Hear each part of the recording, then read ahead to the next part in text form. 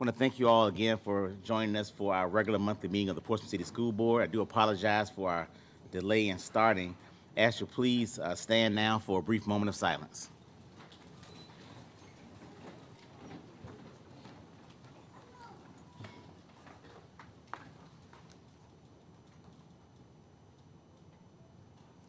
You may be seated.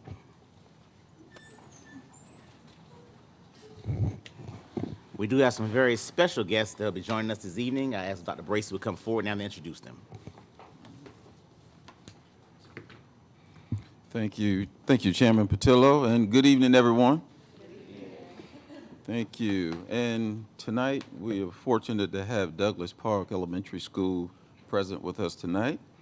And I will read some background information on our three students that will be sharing with us this evening. But first, I would like to call the principal, Ms. Deidre Williams. If you will come, come stand by the podium. Yeah, I don't know, I haven't seen, but I do want to recognize your assistant principals, or if either one of them are present. Okay, all right, but that's Mr. Kuther, Mr. Arline. So the first student I will call that will be doing the Pledge of Allegiance is Elijah Mueller.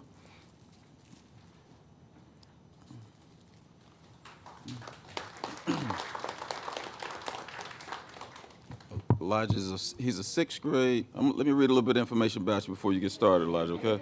Oh, I know you read it, yeah. So Elijah is a sixth grade National Elementary Honor Society member at Douglas Park Elementary School and is an inquisitive and thoughtful student who brings creativity and curiosity to everything that he does. He excels in reading and writing and enjoys expressing his ideas through storytelling and class discussions. Elijah is respected by his peers for his positive attitude and strong sense of responsibility. Elijah often says, "I like learning new things because you never know what you might be great at." Thank you, Elijah. That's very good. And if your family is here, if you all will stand to be recognized at this time. All right. Thank you all for being here. Next, that will be providing our school statement is David Lakosu and Morgan Leidy. David is a sixth grade National Elementary Honor Society member and is a dedicated and hardworking sixth grade student who consistently demonstrates a strong commitment to academic excellence. He is known by his teachers for his focus in the classroom and his willingness to help others succeed. David has a particular interest in mathematics and science, where he enjoys solving problems and exploring how things work. David lives by the words, "If you keep trying, you'll get better every time." I like that. And if David's parents are here, would you all please stand and be recognized? Thank you. Now Morgan, who's also a sixth grade National Elementary Honor Society member and is an outstanding student who exemplifies leadership, kindness, and determination. She consistently strives for excellence in all her academic subjects and is especially passionate about reading and social studies. She's known for encouraging her classmates and setting a positive example both inside and outside the classroom. Morgan's mindset is be yourself and do your best because that's more than enough. Very good words, Morgan. And if Morgan's family, if you all are present, will you all please stand and be recognized at this time? All right. So parents, before the students begin, we do want to invite you to come before the day is here if you want to get a better picture. I mean, don't be shy. We encourage it.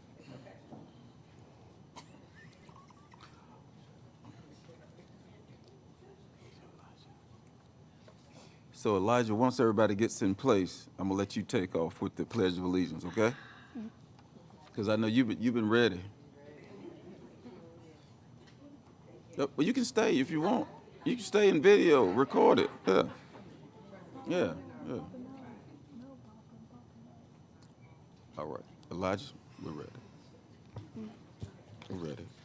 I pledge of allegiance to the flag of the United States of America and to the republic for which it stands, one nation, under God, indivisible, with liberty and justice for all.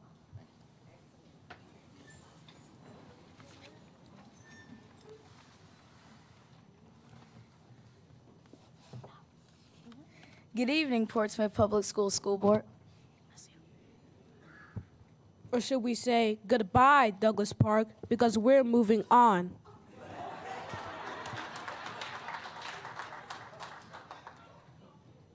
Wait, don't start crying yet, David. We still have a few memories to laugh about first. Oh, don't worry. I brought tissue. For me, not for you. My name is Morgan Lighty, and this is David Lucasu. And this school year has been full, like no room on the plate full. Let's start with the positivity party that you young ladies got to participate in. Because nothing says confidence like sipping tea and speaking affirmations. I'm not gonna lie, felt real important holding that cup like I had life figured out. Moving on, Then you guys had King's Madness. where things got competitive real quick. Students, teachers, everybody thought they were the champion. I'm still waiting on my trophy, by the way. But speaking of trophies, We have to shout out our Ely Step team.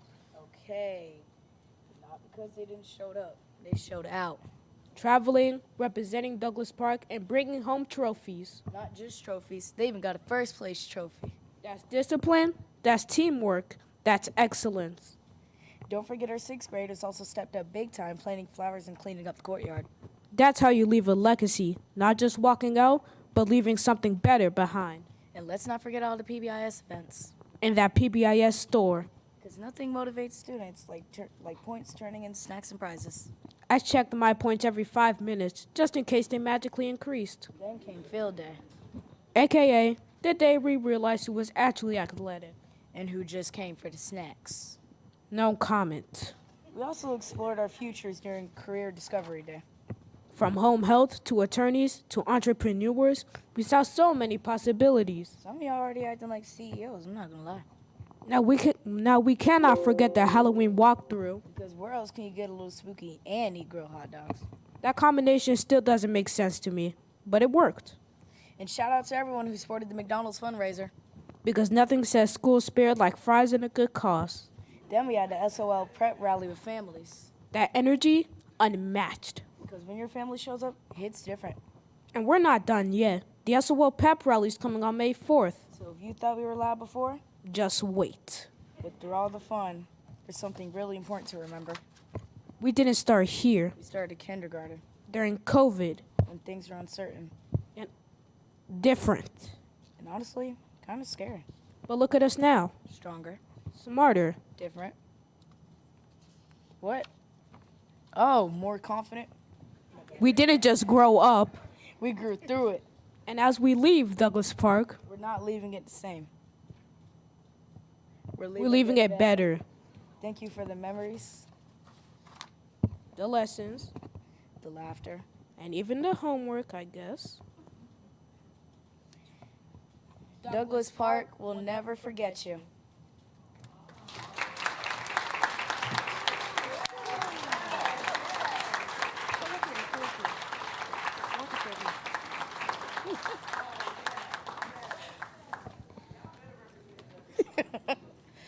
I just wanted to take a moment just to say a massive, heartfelt thank you to Dr. Bracy and the cabinet, Ms. Exum, Ms. Lewis, Dr. Flowers, Ms. Hills, Ms. Battle Hardy, and the whole CNI team. Thank you for welcoming me with open arms and allowing me to join this truly amazing powerhouse of a team. It is a rare and beautiful thing to work somewhere you feel instantly at home. But more importantly, I want to just thank you guys. I really want to our school board for your unwavering boots on the ground support. Thank you for showing up, seeing you at our school events, cheering in the audience, and connecting with our teachers and kids made a world of difference. Thank you for building community. You don't just use those as buzzwords. You put them into action by being present. You have demonstrated the true meaning of family and connectedness. You have shown our students that they are seen, that they matter, and that they have a whole community of leaders standing firmly in their corner. That feeling of belonging is exactly what helps Douglas Park and all of our schools in Portsmouth thrive. We have built some incredible momentum this year, and my heart is incredibly full. But let me just tell you a little secret. The best is absolutely yet to come. Thank you for your time, your passion, and for making this an unforgettable school year. We're going to keep the energy going. Test starts next week. And as a token, our current student leaders, I'm gonna have all my students, they're all here. Our current student leaders, including some students who couldn't be with you tonight because of sports and prior engagements, under the guidance of our dynamic duo, our school counselors, Ms. Bradley and Mr. Johnson, who couldn't be here this evening, have a parting gift for you. They have created a profile of a Douglas Park student. Also, as a school, we've submitted a promise to our families and our community. So at this time, they would like to pass that out to you. Okay. Ms. Bradley has yours.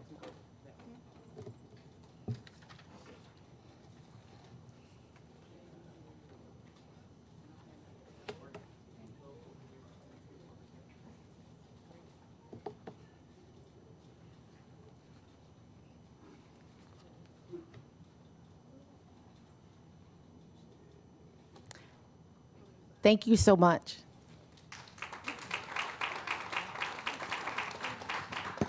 If our students can stay up front, if our three students can stay up front, our three students can stay. Board Member Schunick has a presentation for you all.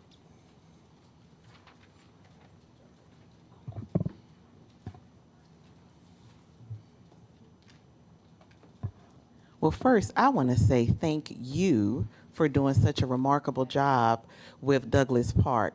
Being somebody who went to Douglas Park, I love the changes that you've made, and I can tell not just through the staff, but through our babies. So thank you so much for all that you do. And for you all, thank you so much. That was wonderful. I felt like we were sitting in a play. My goodness. So please, I understand that you guys graduate or move on, but when you guys actually move on from Portsmouth Public Schools, could you come back and share your talents with the next generation? Could you promise us that? Thank you, babies. Can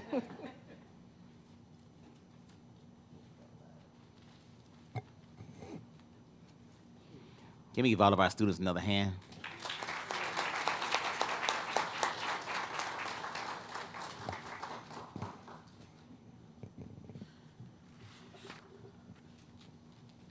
Agenda item 3.5 is our school board mission statement.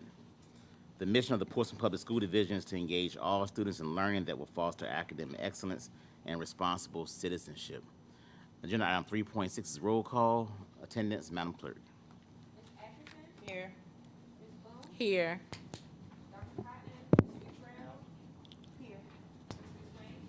Here. Here. Here. Here. Here. Thank you so much. Agenda item 3.7 is consideration of the agenda for April 30th, 2026. I entertain a motion at this time.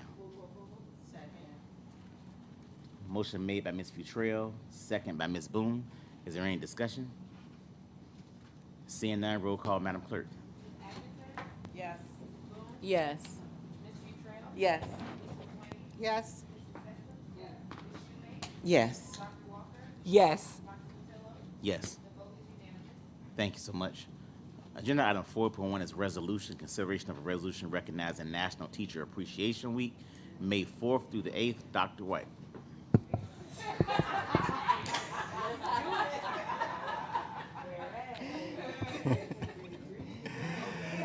Good evening, School Board Chair Patello, school board members, and Dr. Bracy. Yes, it's resolution time. Excuse me.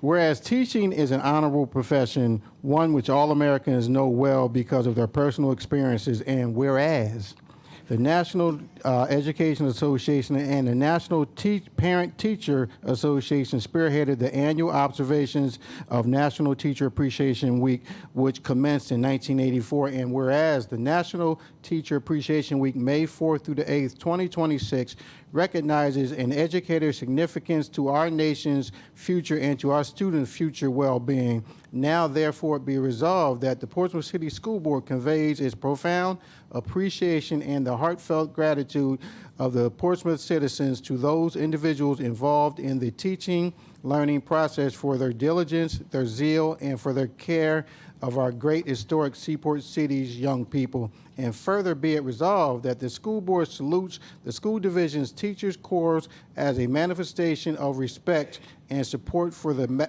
magnificent role they play in the educational process, and that the school board designates May 4th through the 8th, 2026 as National Teacher Appreciation Week, and Tuesday, May 5th, 2026 as Teacher Appreciation Day. And be it finally resolved that this resolution of commendation be made as part of the school board's official minutes, and that the copies shall be sent to administrative units in all schools. Motion made by Ms. Atkinson, second by Ms. Futrell. Any discussion? Seeing none, roll call, Madam Clerk. Yes. Yes. Absolutely. Yes. Yes. Yes. Yes. Thank you so much. Agenda items 5.1 and 5.2 is public comment for non-agenda and board agenda items. Madam Clerk, do we have any speakers? We have one speaker today, Ms. Cassell. Ms. Cassell?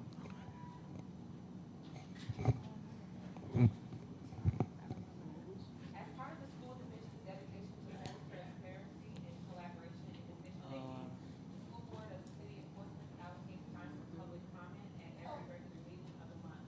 To hear directly from citizens on matters of public concern regarding Portsmouth Public Schools. If you wish to address the school board, you must register with the clerk of the board ahead of the scheduled meeting. During public comment, each speaker will have 5 minutes to share their comments with the board members.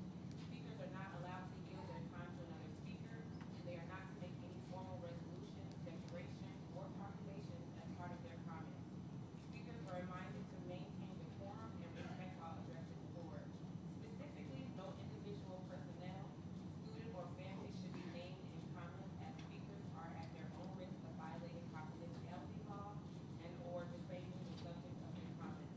Neither the school board, superintendent, nor administration will respond publicly to any comments by speakers. A written copy of speakers' comments can be left in the clerk of the board, and any matter requiring a response will be directed to the superintendent and school administration to address as needed. As the board opens to public comment, the audience is asked to be respectful of all speakers. Okay, thank you. Good evening. And thank you for your time and attention. My name is Katrina Castle, and I've taught here in Portsmouth for a handful of years. And I'm fortunate to have innumerable positive experiences, and I thought I might share some of them tonight to make my point, but honestly, the display this evening has been more than enough. And so perhaps it will simply suffice to say that I know what it looks like, and we all know what it looks like, to be appreciated as a teacher for what I do and how I do it. And I could spend some time painting a picture of the tapestry of connections and the threads that weave a strong and steady and successful educational community. And so perhaps you might also take it on good authority that I know what it does not look like. And perhaps you'll understand that the manifestation of your respect and support and heartfelt gratitude and profound appreciation that teachers need is really one that they can take to the bank, lest we be reminded of our constant devotional to do more with less. And so whereas we resolve to appreciate our fine teachers of this district next week, I would ask you to consider the following. What profound appreciation is conveyed in harsh and insistent demands to sign contracts that were delivered without notice while we were all on vacation, with the explicit threat that if we don't sign them immediately, we're forfeiting the very jobs that you so immeasurably are grateful that we do? And how much respect exactly was calculated into those contracts, which reflect no real, and there is a difference between a real and a nominal raise, and don't fully match the state funds that were given for raises, and indeed even fall short of a meaningful cost of living increase?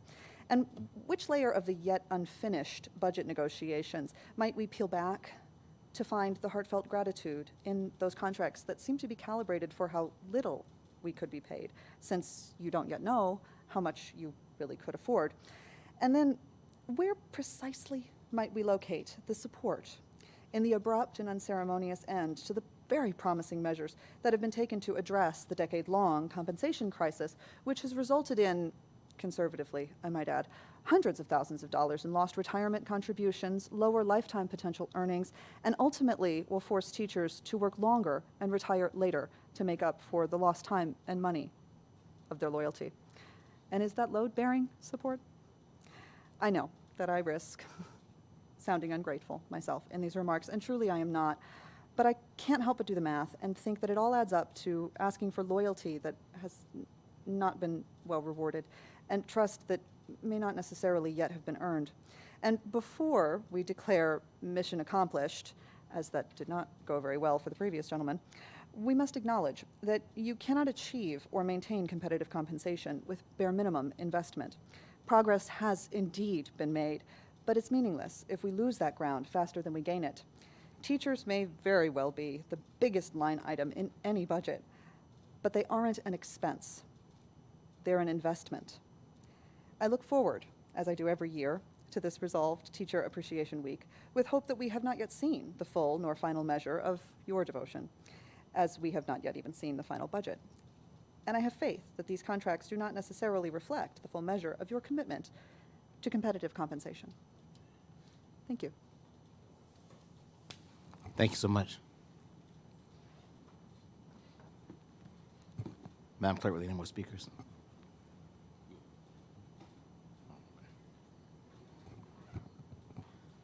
Agenda item 6.1 is consideration of readmission, case number 2025-26/01. I entertain a motion at this time. Second. Motion made by Ms. Futrell, second by Ms. Boone. Is there any discussion? Yes, Chair. Ms. Atkins. Thank you, Chair. I guess City Council was hungry after that long meeting because my mic is broke. So, Councilman Dotson, we might have to fix this. The mic is a little eating, this part right here. Welcome to the meeting, by the way. I'm sorry, Chair. Dr. Bracy, I have a question on the cooperative contract that we're renewing with Henrico Schools. The initial, sorry.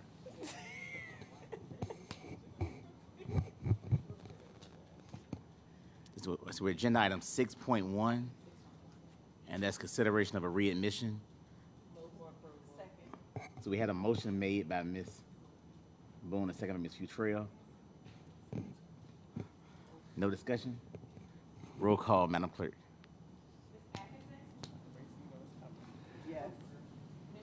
Yes.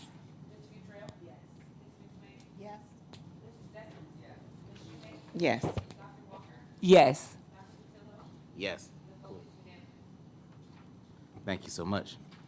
Agenda item 6.2, consideration of a readmission, case number 2025-26/02. I entertain a motion at this time.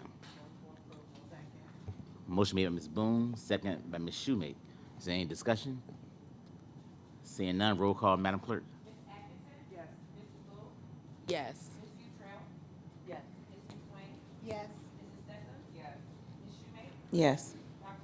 Yes. Yes. Thank you so much. Agenda item 6.3 is consideration of an employee appeal.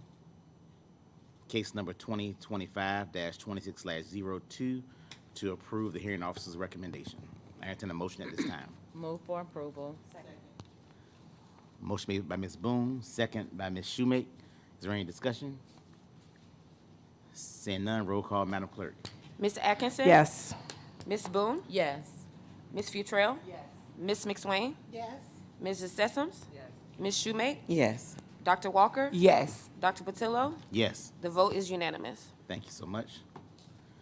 Agenda item 6.4 is an update of the proposed budget for 26-27. Mr. Falk.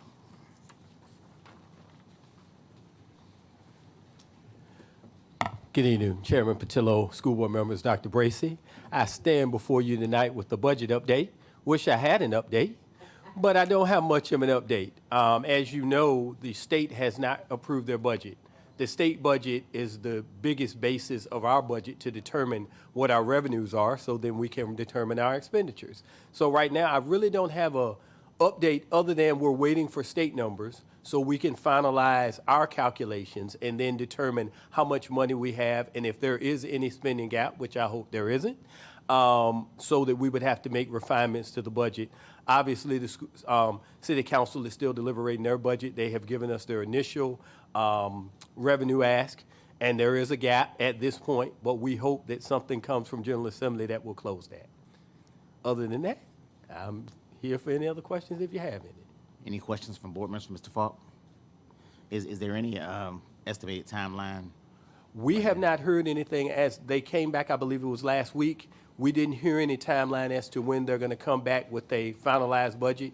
So I guess it's just a wait and see, just like everybody else, because nothing's been, well, as we know, no progress has been made at this point. Okay, thank you so much, sir. All right, thank you. Agenda item 6.5 is agenda review for the meeting for May 14th, 2026. You have it listed in your board docs. And of course, if you have any agenda items, please let Dr. Bracy and myself know they may be added. Agenda items 7.1 through 7.8 are consent agenda items. Ms. Axon, did we want to pull one from there?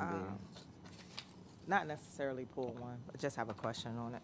Okay, so what I do is I entertain a motion for consent agenda item 7.1 and 7.8, and then I entertain discussion at that time. Motion made by Ms. Shoemake, second by Ms. Futrell, and now we're entering discussion. Okay. Waiting for you. I'm waiting for you. I'm waiting for you. Oh, Ms. Axon. Okay, thank you, Chair. Dr. Brace, I have a question on the cooperative contract. It looks like initially we were using Virginia Beach Public Schools, and now we're using Henrico Public Schools. And so that's the first question, what led to the move from VB to Henrico? And then the second question is, this contract is a $5 million award a year contract. I know when we go to the conferences, there is a number of small business related vendors that offer, you know, the staffing for the teachers. So if it's generally about 6 or more there, so I'm wondering why we went with a cooperative versus a possible small business getting that $5 million a year. The third question is, this is saying anticipated completion date of June 30th, 2035. So that's extending it out 10 years. So I guess, I know we said we weren't gonna do such a long contract, and this is going to 2035. Okay, I'm gonna try to take them. You might have to remind me. Okay. The first question was, why are we going from Virginia Beach? The Virginia Beach contract ends on June 30th, 2026. Let me tell you exactly what company or what service this is for. This is for university instructors. Right. That's the company that we get tutors from as well as teachers. So this is the university instructors. Virginia Beach was running out, so we did not want to risk the fact that we wouldn't have an active contract. So that's why we went out to find a co-op that would replace the Virginia Beach. This contract also has better pricing than the Virginia Beach contract. Okay. That was the first, I think, the first question. Okay. What was your second The question? second one is that this is extended out to 2035. I see that the initial start date goes from 2026 to 2030, so that's 4 years. Then we given an additional 1 3-year term renewal, and then another one 2-year renewal, which ends up being 2035. Yes, ma'am. So, in a sense, Henrico has this contract for technically 10 years, right? Yes, ma'am. So I was wondering, why did we extend it so long? Is there a cancellation clause in it? Because 10 years seemed like a long time for a contract. I mean, that's the term of their contract. Obviously, we have the ability to say how long we would want to use this contract. These are built based on the terms of the contract we're looking at, but at the board's pleasure, if they decide that, or if you decide you want to go 5 years and revisit it, or 2 years and revisit it, we can do that as well. This is just the term of the Henrico contract. Okay, so there is a cancellation clause in the contract Yes, to where ma'am. if we're not satisfied with the services, then we're able to cancel that contract? Yes, ma'am. All of Okay. our contracts have a service cancellation clause. Okay. And a non-appropriation of funds clause. If there was some reason why we didn't get funding for something, we could get out of that contract. Okay. And also, I see that it is about $5 million a year that we're going to be spending on university professors. What was the difference in the price versus what Virginia Beach was charging us? I don't have it right in front of me, but the hourly cost per person or the daily cost per person was a little less than what the Virginia Beach contract was at the current time of the Virginia Beach contract. We can get you that information, though, if we need to. We can get you that information going forward. Okay, and just also maybe something at a retreat, just a year to date information on like the staffing and how well they're performing with helping us with that staffing piece would be helpful, so we can just have a insight on that. Sure. Thank you, Mr. Fall. Yes, ma'am. Thank you. And also, Ms. Atkinson, with us using university instructors, the goal is to not have to use them at all.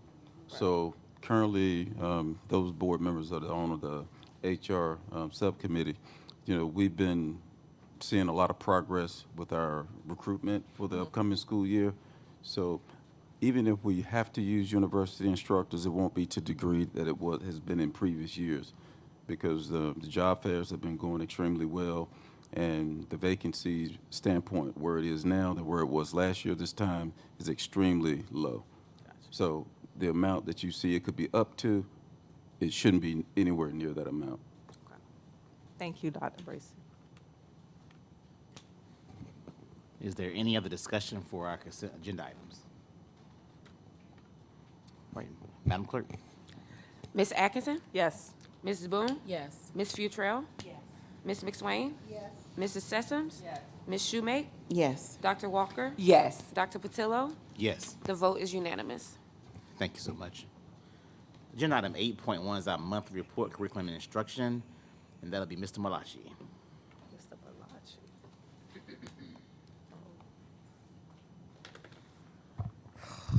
Good evening, Chair Patillo, Dr. Bracy, school board members. I am not Nicole DeVries, but on her behalf, I'm presenting her report. wondering. Within the board docs, you'll find her full report. This evening, we have a two special presentations from three of our own. Coming before us will be April Taylor Martin, our coordinator of visual arts, followed by Joe Harmon and Garen Moody, our coordinators of secondary performing arts and elementary performing arts, respectively.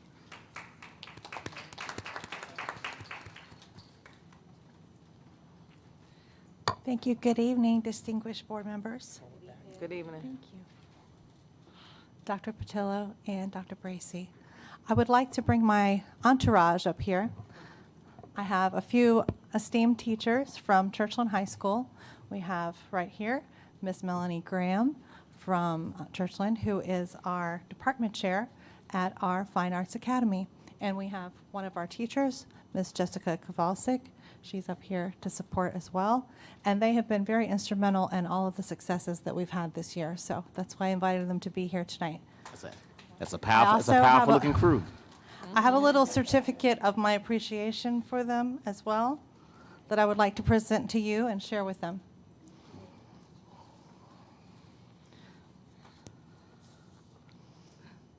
Thank you. Thank you. All right, without further ado, I would like to share some of our highlights, and we have a special guest here with us, a student named Jordan Durant, who you will get to see a short video about. So one of my primary goals is to feature students' artistic accomplishments across the region and across the state, and of course here at home in our city. And I'm pleased to tell you we have had great response to our students' work across the whole state this year, and we have a lot of great accomplishments to share with you. Here are some of our beautiful students receiving their awards at our district-wide art exhibitions. We have our kindergarten through third grade and our fourth through sixth grade exhibitions at the public libraries here in Portsmouth. And for the first time this year, we are actually hosting a senior show exhibition right down the street at the Portsmouth Art and Cultural Center. We just had our first museum exhibit for our seniors who are having a professional showing of their work in a museum space. And that exhibition started last night with a little reception. So we're very pleased about that collaboration and working with a museum right here in our city. We also have partnerships with the project called Arts for Learning, and we did a wonderful exhibit and guest artist internship where a photographer from our community came and taught our children how to use the brand new digital cameras. Thank you, Dr. DeVries and Dr. Bracy. Those digital cameras were used with this guest artist, and they got to have a special exhibit at the TCC library as well. So that's just one of many of the grant-funded projects that we have going on in the city. We also have a continued partnership with the Chrysler Museum of Art, and this year I'm very pleased to say that 4 of our schools presented at an event called the Invention Convention. It's basically like a science fair, but for inventions and with an artistic twist. And we were represented really well at that grant-funded project as well. We were invited to have our work shown at the state level by the coordinator for arts at the VDOE, Kelly Pisonio, and that was displayed at the James Monroe Building in Richmond. So these are just a few of the highlights of all the things that our students have done this year. But most importantly, and the first time in a really long time, we had an award winner at our regional district regional art show, which includes the whole Tidewater region. And this is an exhibition called the Hampton Roads Student Gallery. It's been going on for about 57 years, and I'm proud to be part of keeping it alive. And every year, our students enter it. In the last few years, we have had a few honorees, but for the first time in a long time, Portsmouth Public Schools student Jordan Durrant received second place in Hampton Roads Student Gallery. And he is here this evening, and I'd like to call him up to meet you. His father is here with him as well.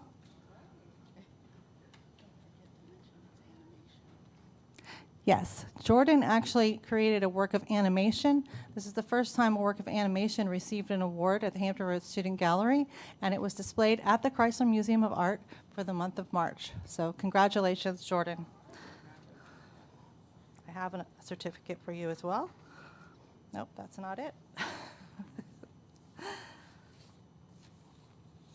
He's already received several awards, and somewhere in my papers, I have another one. Aha. Thank you, sir. Congratulations.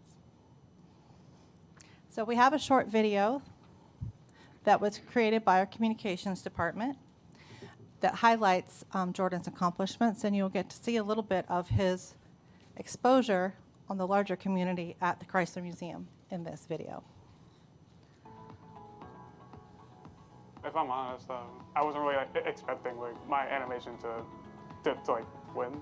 Well, I guess it's mostly because I didn't know what kind of art was gonna be at the ceremony. It made me feel relieved because it made me not have to worry about if my animation was gonna win or not.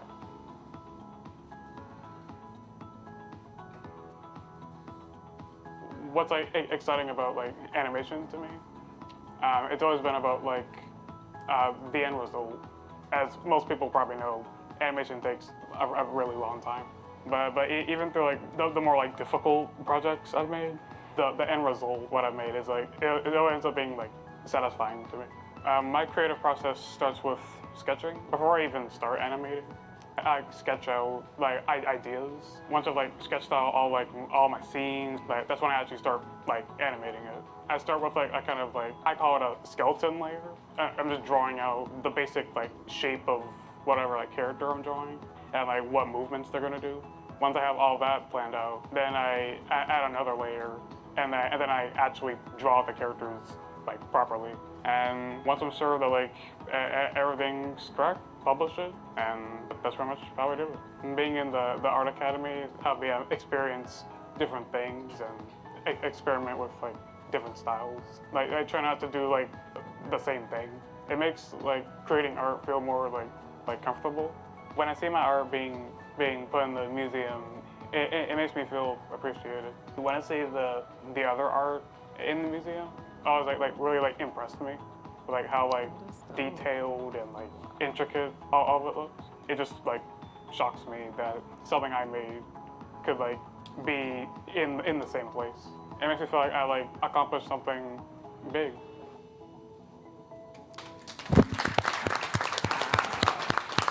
Congratulations to Jordan. You did accomplish something really big, and we're all very proud of you.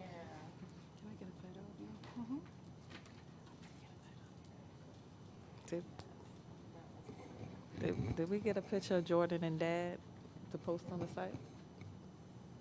Okay. I'm just scared. Thank you, Ms. Graham. Tell you. Thank you.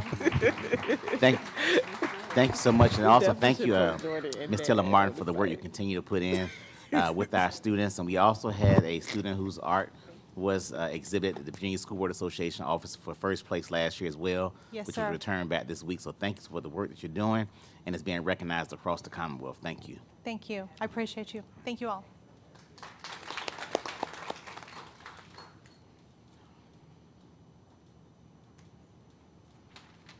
All right, performing arts, it's my time to shine.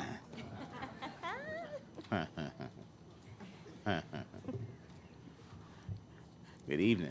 Good evening. Good evening, Dr. Bracy, Chairman Dr. Patillo, esteemed school board members, division senior leadership, and all who are gathered here tonight. My name is Garen Moody, coordinator of elementary performing arts. Good evening, everyone. And my name is Joe Harmon, coordinator of secondary performing arts. And tonight we are honored to share how tools, training, and tenacity are driving transformative teaching in the performing arts across Portsmouth Public Schools. Impact. The Performing Arts Department theme continues to be impact.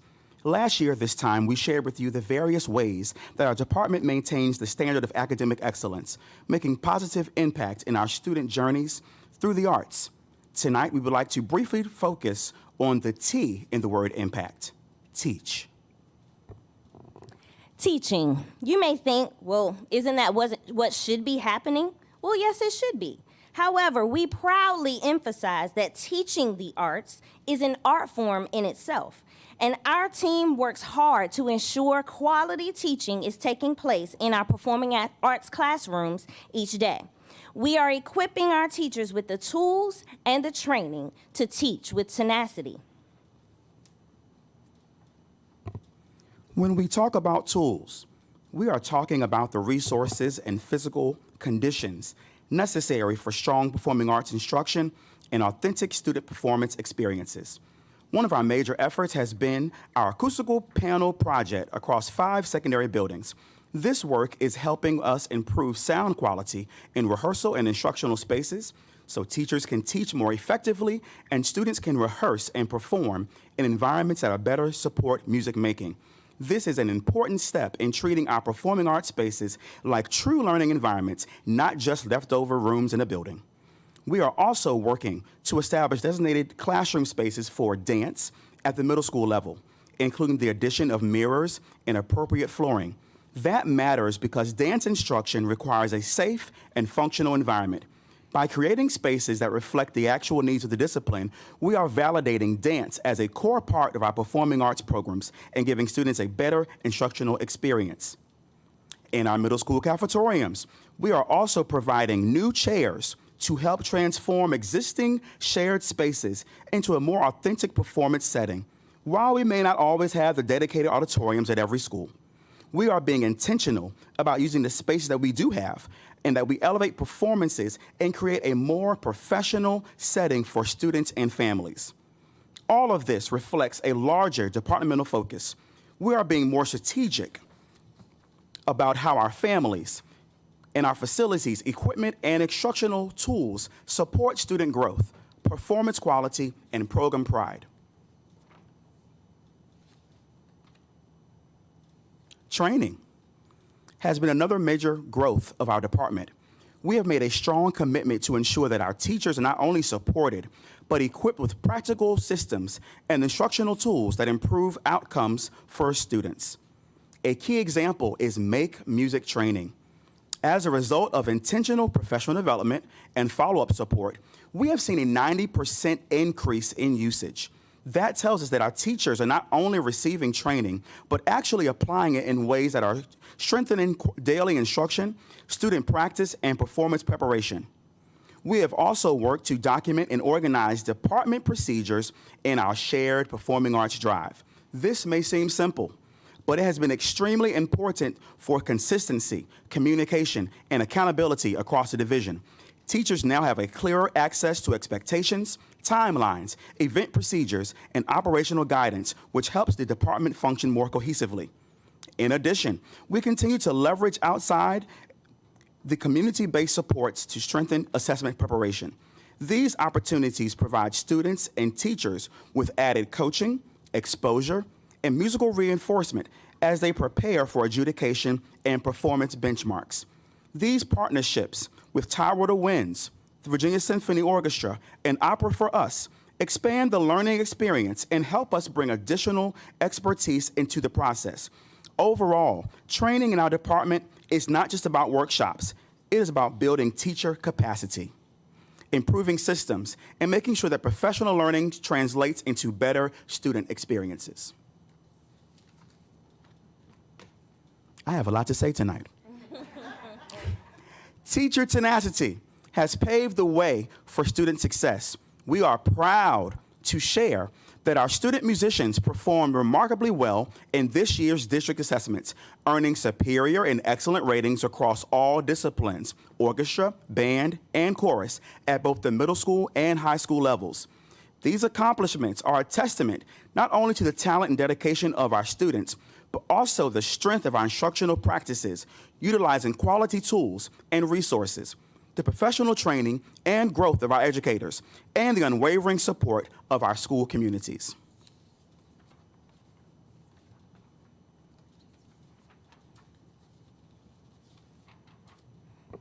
All right, now, I would like to highlight the tools and resources we continue to refine and expand to ensure high-quality performing arts instruction and authentic student performance experiences at the elementary level.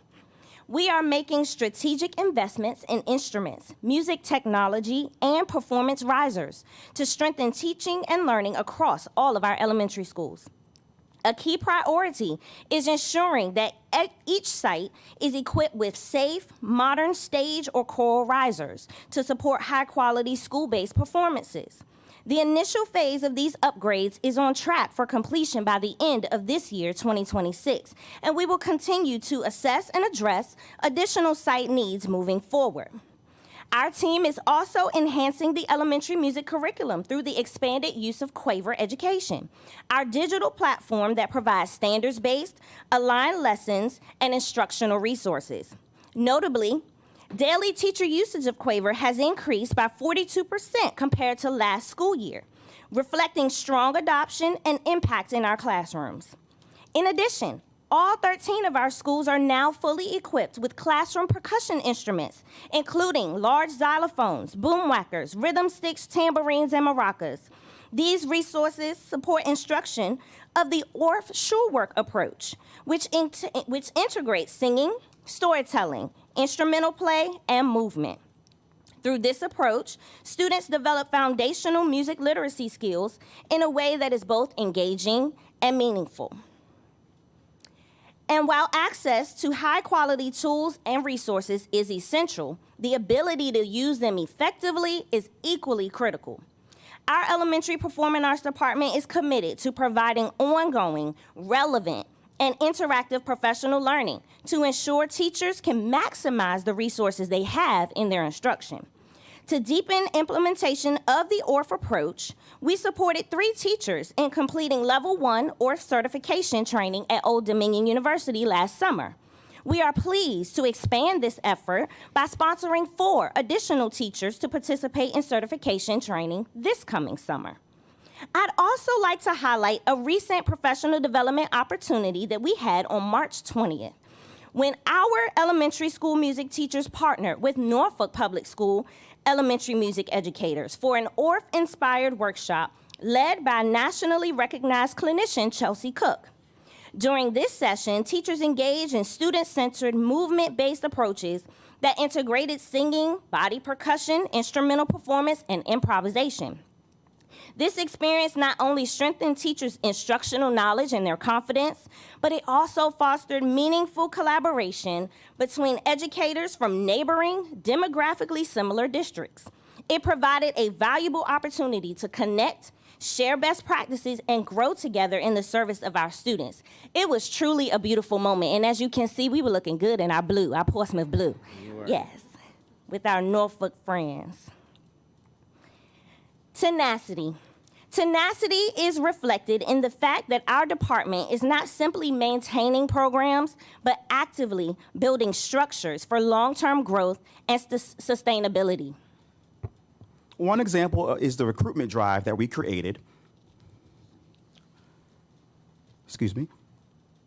to strengthen cross-curricular interaction with elementary to secondary level. This effort is helping create a clearer path for students as they move through the division, while also helping counseling departments place performing arts students in the courses they actually want and need.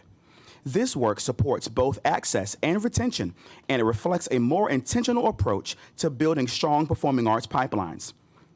That same tenacity can be seen in the continued expansion of Porttown Magic.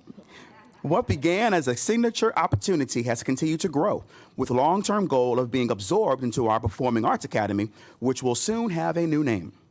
This reflects our vision for building something sustainable, visible, and division-defining, something that creates high-level opportunities for students while also strengthening the identity of performing arts in Portsmouth Public Schools.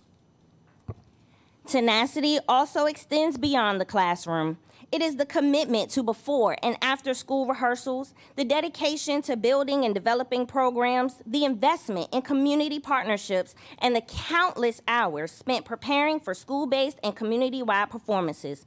Teacher tenacity is evidenced through student performances at Maryview Hospital, the Old Town Holiday Music Festival, Holiday Lights at the Park, our all-city events, and with the Jazz Legacy Foundation.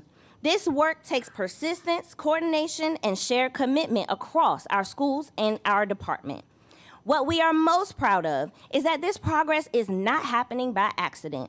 It is happening because our teachers, students, school leaders, and department partners continue to stay committed to the work even when challenges exist. That is the spirit of tenacity in our department.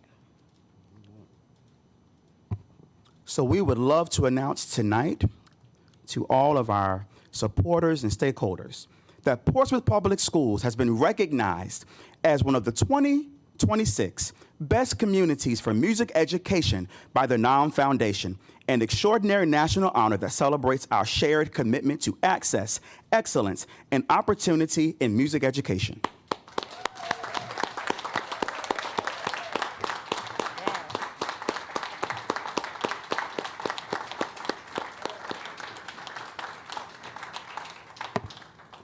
Thank you all so much.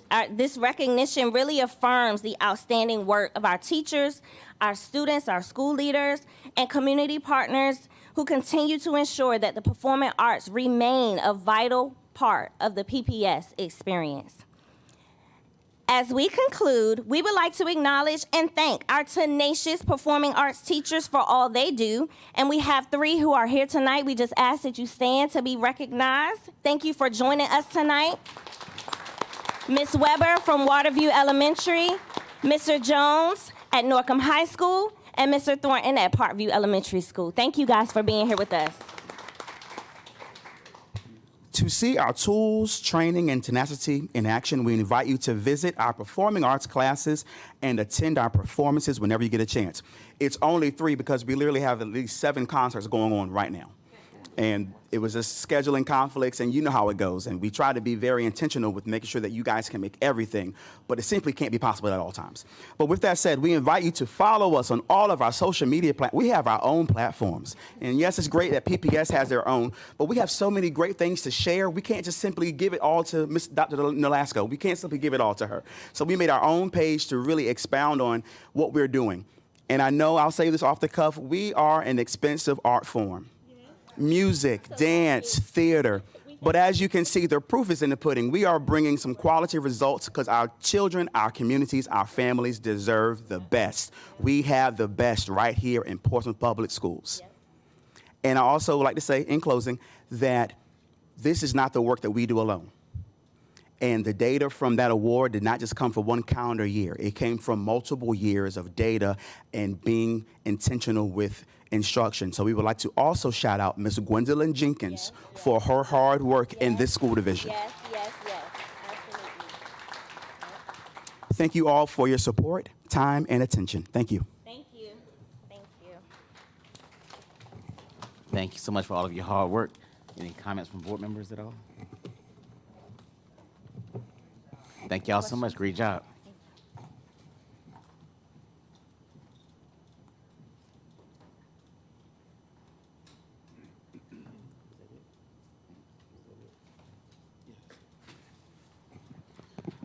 All right, agenda item 9.1, our monthly report from our superintendent, Dr. Bracy. All right, thank you, Chairman Patillo. We have a lot of great things to share tonight. Well, Mr. Harmon and Ms. Moody stole the first one that I was going to talk about, and that was about the award-winning music program that we have here. So thank you again for mentioning that for the NOM Foundation. We're proud that Portsmouth Public Schools is one of the best communities for music education. So let's give them another round of applause. You know, this honor, as was mentioned, recognizes school divisions across the country for their leadership in advancing music education and expanding equitable access for all students. In our application, we were able to tout a variety of offerings for our students, including chorus, band, steel pans, orchestra, dance, and of course our very own Port Town Magic. This is certainly a great honor for our division. Speaking of great honors, I also want to congratulate Craddock Middle School's Pauline Maringu, who was named a Reed 80 Educator of the Year. Let's give her. She was just one of 2 honorees in the state and 46 in the country with more than 300 nominations worldwide. According to Reed 180, winners were selected based on evidence, teaching excellence, leadership, and mentoring, as well as effective student use of the Reed 180 program. A team from Reed 180 actually came to Craddock in person to surprise Ms. Marigu with the honor in front of her colleagues. Congratulations again to her. This is a busy time for our families as we are at the month out from the end of the school year. This means that we have a number of programs, applications, and forms for next year to get completed. For current kindergarten families, the application for our dual language immersion program is up. We have 3 host schools, Churchland Primary and Intermediate, Simonsdale, and new this year, Parkview Elementary. And in DLI, for the students in first grade, they will receive instruction in English and in Spanish to build their bilingualism and biliteracy skills. There are several informational nights for parents to learn more about this great opportunity.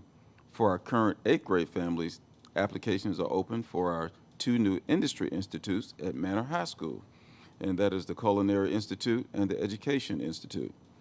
By joining this institute, you'll be a full-time student at Manor and join a learning cohort dedicated to preparing you for careers in those fields. Applications are due on May 8th. Details for both DLI and industry institutes are on our website at ppsk12.us. Of course, it is also time for families pre-K through 11 to complete their school check-in.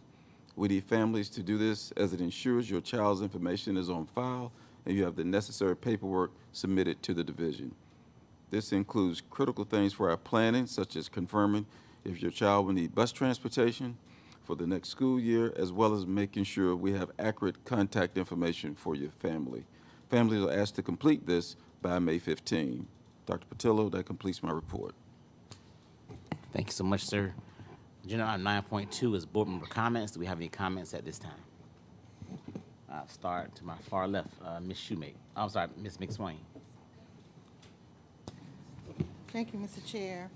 I do have a few comments because, as y'all know, I told you I like to go around and visit the schools. But please know, I'm going to try to get everybody's school before we're out. And I do come bearing gifts. So, not too many, just one. But just to show my appreciation and thank you. And I let the principal decide, you know, who need a smile on their face. It's nothing trying to pay anybody. I just want to put a smile on your face, let you know that you are appreciated. So I will be probably at Victory Elementary tomorrow, knocking on wood. Okay, so I have already visited Douglas Park, Waterview, Craddock Middle, Manor High, Brighton, Parkview, and I got a lot more to go. But I do want to talk about some of the events, the amazing events that's been going on. Not only the CTE meeting that we had, I want to thank Dr. Variz. I think she left, but her team, what's his name, Mr. Malashi. I don't want to mess your name up. Mr. Malashi, I mean, they're on trying to get the Virginia Maritime involved with our students. I think it's excellent. They're working on that. They already have connections. I think it was some automotive there, and I'll let my colleagues put a little bit into it later because she was there with me. And also, I want to, my hats off to Church and Primary Intermediate. Actually, Miss Battle Harding. Hi, Miss Battle Harding, that's my friend. I love it because she was on top of her business on April 18th at the annual community resource for the fair that they had. And I mean, it was so much information. I try to get as much as I can and put it on my page on Facebook. I'm old, so I'm still Facebook. And so if anybody needs any information, go to my page, Friends of Not D-Love, and look at that information. It was a bunch, and I tried to get it all. I did. The Spring Networking Forum at Norview, that my colleagues and I had the opportunity to go and retrieve the winning artwork back from last year. We had, it was a very nice time of networking. Hold on, I got maybe one more, let me see. Oh, no, two more, honey. I can't forget that History Bowl. We cannot forget that History Bowl that they had on the 13th of April. And I told them I would not answer the questions, and I did good this year by not answering those questions. Those kids are amazing, and as I always say, let's continue to talk about the good things that our kids do and continue to ignore the negativity because Portsmouth shines. And the last but not least, I want to talk about April 28th, the Lion King. Oh my goodness, Brighton Elementary. I could not believe those were elementary kids. We were blown off of our feet. I cannot believe it. They knew their lines. They weren't stumbling. I mean, it was very, very entertaining. I can't believe it. We need an encore, Dr. Bracy. I got to go to Dr. Bracy. We need an encore, and we need to pay for that. I felt like we did something wrong because we didn't pay. That's how great that performance was, and that's all my time, sir. I thank you. Thank y'all, Portsmouth, for being great. All right, I think that wraps up all of our comments for the night.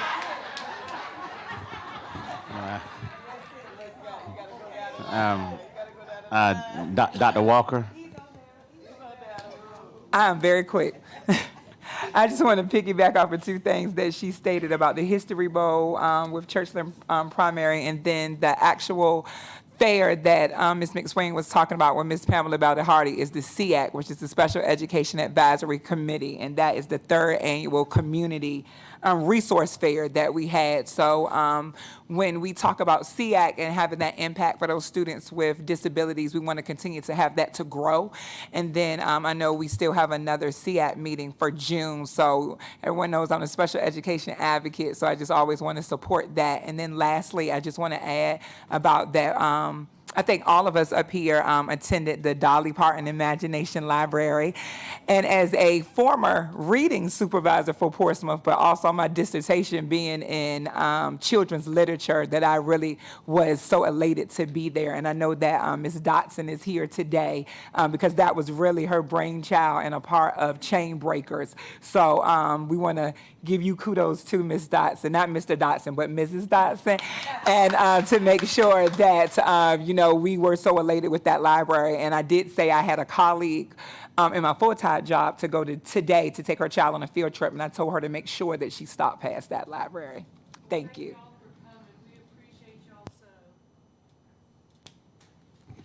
Thank you. Ms. Shoemake. Thank you, Chairman. So I assume I'm supposed to speak on CTE really quickly. Yes, ma'am, because she's in charge of the girls. So I will say this. That was actually a wonderful CTE meeting. I've been on the CTE committee for the past 7+ years.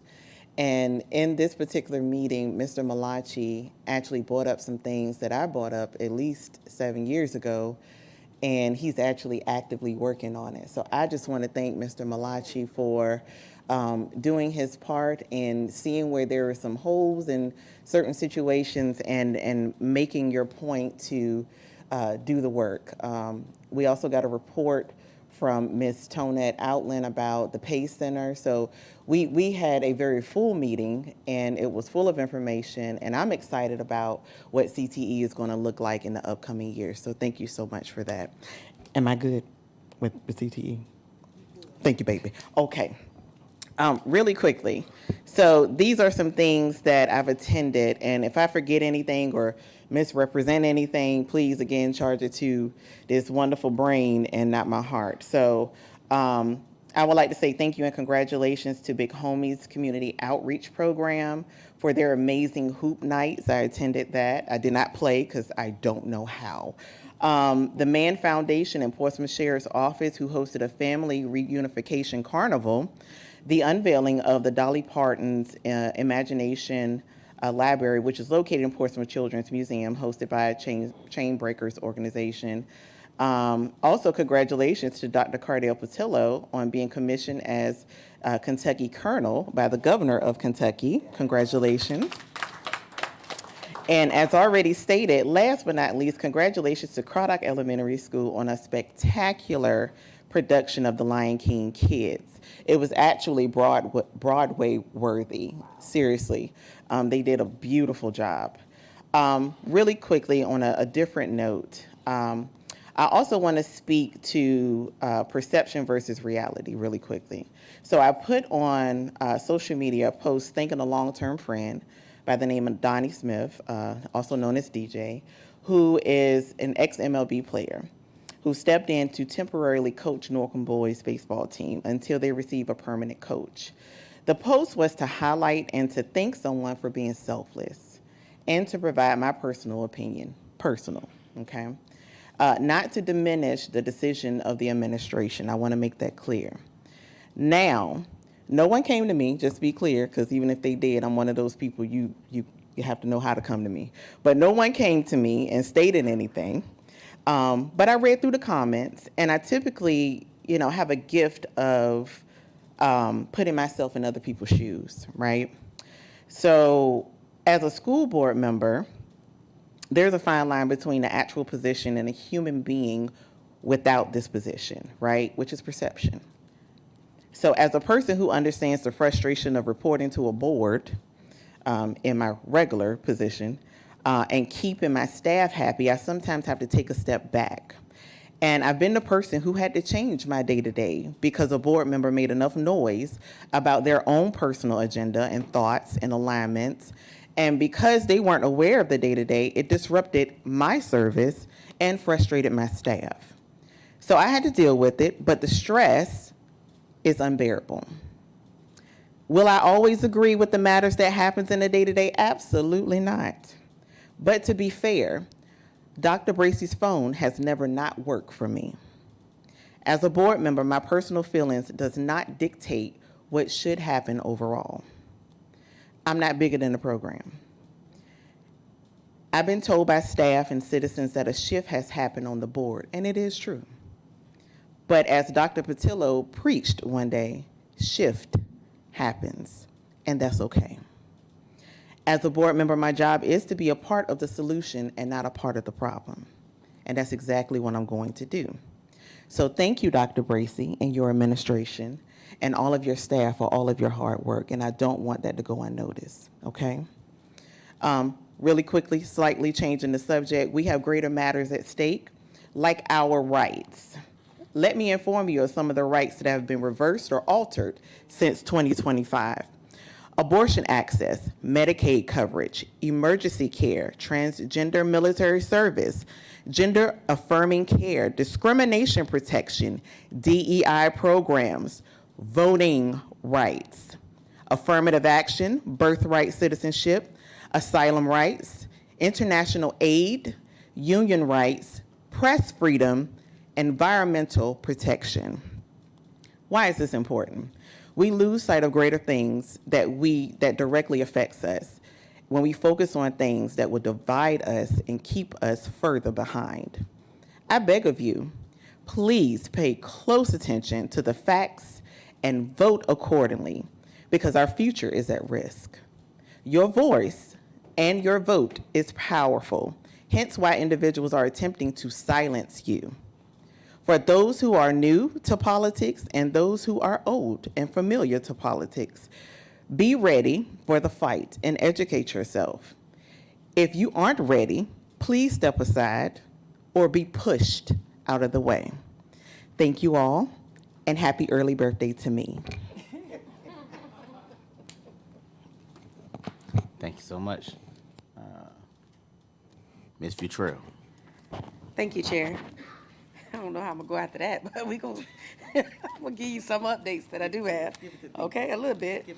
So, ditto. All of those great events were amazing. But the one that I definitely want to highlight goes out to our staff at Emily Spong Center. We actually celebrated Week of the Young Child last week, and it was incredible. As many of you know, I do own a child care facility, and so when it comes to things like this, it definitely is near and dear to my heart.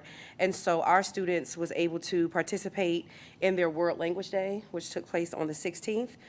So shout out to Miss Patricia Williams and her team for that. What I love the most, outside of just everything, was that the facilitators at each interaction station were our high school students. Yes. Coolest thing I've ever seen. And they were all sectioned, which was, all y'all rival schools. You could tell with the maroon shirts who y'all was and who the orange shirts, it was all separated. So that was really cool. And so I do want to say that all of those high school students were from the National Honor Society and World Language that they used. And so this was a collaborative event with the Office of Federal Programs and Pre-K and ESL and World Language. So shout out to them on such an amazing event. My children had a good time. Unfortunately, it kind of went into their nap time, so it was time for us to roll out before they tore those people's school up. So we had to get out of there. And then secondly, I want to go to our HR committee report, because they're doing some amazing things. When it comes to recruitment, they did have a job fair on April 25th at Norcom High School. They had 50 pre-registered candidates and 111 walk-in attendees. That's excellent. 40 candidates were successfully hired for our upcoming school year, and we have a targeted marketing and outreach program. I don't know if you all have seen it, but I definitely have seen our commercials, so be on the lookout. I absolutely text Dr. Bracy at old dark 30 one morning because I was in there getting ready for work, and I heard a familiar voice, and I was screaming and texting him as fast as I could, taking a picture of my screen because I was excited to see the great work that we are doing. And then lastly, something that is very near and dear to my heart, which I appreciate, is very near and dear to Mrs. Jackson's heart, is the employee wellness and work environment. And so we have taken it from just being a part of us speaking about it to now action, and I'm loving all of that. So we've had employee wellness initiatives to start, promoting physical health, mental well-being, and staff engagement. Employees have actively signed up to participate in line dancing sessions twice a week, encouraging their regular physical activity while fostering team connection and morale. This initiative supports a culture where employees can exercise, relieve stress, build relationships in a fun, supportive environment. And so upcoming wellness offerings will expand to include mindfulness and meditation sessions, Zumba classes, chair dancing, and on-site massage opportunities. So this is not something that is only accessible to some staff. It is accessible to all PPS staff. So make sure you all are taking advantage of it. And that is the end of my report, Chair. Thank you so much. Yes. Ms. Boone. Thank you, Chair. Good evening. A lot of what I wanted to kind of highlight, everyone has said, but one of the things I do want to mention is just sending good luck and well wishes to our students on the upcoming SOLs. I do also want to say, echo with everyone else in regards to being at the ribbon cutting for the Dolly Parton Library exhibit at the museum. Really enjoyed that. As someone who is going to find a Barnes & Noble wherever she goes, I'm so excited for this opportunity for our students. I think it was mentioned that about from birth to 5, over 60 books. So I thought that was really cool. They have the opportunity to have those books sent to them. One of the other highlights from that moment, I just want to shout out our chair for always being the voice of reason and educating us in moments. One of the things that he mentioned, that the current third graders' formative years happened during COVID, and then our students tonight mentioned about their experience through COVID, so I think that was something necessary to hear and not forget that COVID still has, to a certain degree, some effects on our students, so I'm appreciative to just kind of highlight that. Also, I want to congratulate our students who will be graduating from TCC in a couple of weeks, who will get their degree before their diploma. So kudos to our students on that. And then lastly, since we are speaking of excellence, I am going to say a happy birthday to my baby, our Portsmouth Public Schools former school board rep, Tanaya, who is celebrating her 25th birthday today. So happy birthday to my baby. That's it, Chair. Jackson. Thank you, Chair. All righty. So initially, I had a long, powerful statement on suspensions, but after, having a conversation with the board members and Dr. Bracy, I'm gonna do what my partners say and save it to favorites. So, and also shout out to my partner Tiffany, who was here as well. So thank you for teaching me how to save things to favorites. And I also want to thank the board and Dr. Bracy for hearing my concern regarding that action. So you won't get that today, public. The next thing is over the spring break, Portsmouth United funded over 20 organizations. They hosted spring break camps for our youth. And I just want to say the result of that spring break camp was there was no gun violence amongst youth in the city of Portsmouth during that Peace Week. So Peace Week was very successful. Yes, and a lot of them was Portsmouth Public School students. Also, again, just going back to the Mann Foundation, which is under the direction of our board member, Dr. Jacqueline Walker, hosting that movie event for those inmates. And I just want to say that was the first incarcerated individuals, that's the proper saying. That was the first time ever in the state of Virginia that a sheriff department has had an outing with families. So great work is happening. Good job, Doc. In the United States. So family reunification is very necessary. It's important. And also we, as a division, need to figure out a way to serve and help those incarcerated individual families, because a lot of our children in the school system have incarcerated families and they're dealing with that trauma. And as board member Q says, trauma ain't normal. The next thing, Stop the Violence 757 has some wonderful surprises next week for Teacher Appreciation Week. We will be visiting a few schools with some surprises, so shout out Stop the Violence 757. Back to spring break. Pivot for Peace hosted an event as well. A group of violence interrupters that are working in the community, stopping violence, and that's under the direction of Get Back to the Block and Daryl Redmond. So thank you for all your advocacy towards stopping the violence in our community. And shout out to the Pivot for Peace team. You all gave Mayor Glover a nice jacket. So I don't know where the school board members would fall in that. I'm pretty sure Dr. Bracy and Chair Patillo would be first. So hopefully it dwindles down the line because I would love to have one of those Pivot for Peace jackets. The next thing is, again, the Dolly Parton Imagination Library. And what I would like to say regarding that, I just want to shout out the organizations involved. E3 Learning, Chain Breakers, and also the Dolly Parton Foundation. Francis, Mrs. Dotson, Lisa, great job on that initiative. And I would like to say to move that forward, because we do have a preschool center. Hopefully there's a way that we can put this information in a preschool center so every child that enrolls in our preschool or learning centers, their parents enroll them in this initiative. So that's one way that we can help expand that partnership. So I'm going to push for that. But thank you all for all you're doing regarding that, because one thing about Clue, I love to read. The next thing, I guess lastly, just again, good luck to all the teachers. Teachers, as well on the SOL, students, teachers on the SOLs. Again, happy Teacher Appreciation Week. Congratulations again, Chair Patillo. That was perfect timing because this Saturday is the Kentucky Derby. So, they honored you well. And if they did give you any Derby tickets, I will happily, if that's included, don't forget about me. But that is all. Thank you, Chair. Thank you so much. You already went. Go ahead. Thank you so much, Chair. So there has been a tradition started by one of our amazing board members who's going into her third term. And every year for somebody's birthday, she sings.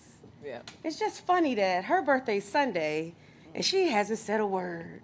So like she does, if you all would join me in singing happy birthday to Miss Tamara Shoemate. Big Tam. Okay, not the little one. I would appreciate that. 1, 2, 3. Happy birthday to you. Happy birthday to you. Happy birthday, dear Tam. Happy birthday to you. Woo! Chair, one more thing. I think I acknowledged it. I'm sorry. I know the playoffs is on. I want to see it too. But I think I acknowledged it at the wrong time. I just want to acknowledge Councilman Bill Dotson that's in the audience. Thank you for coming to our board meeting. And he's also here with his wife, I think, Dr. Walker. Mrs. Dotson, y'all are a duo. Thank you for coming.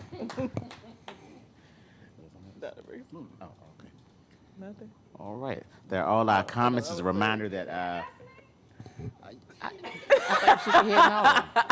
Go ahead. I have nothing. Nothing. No. Not.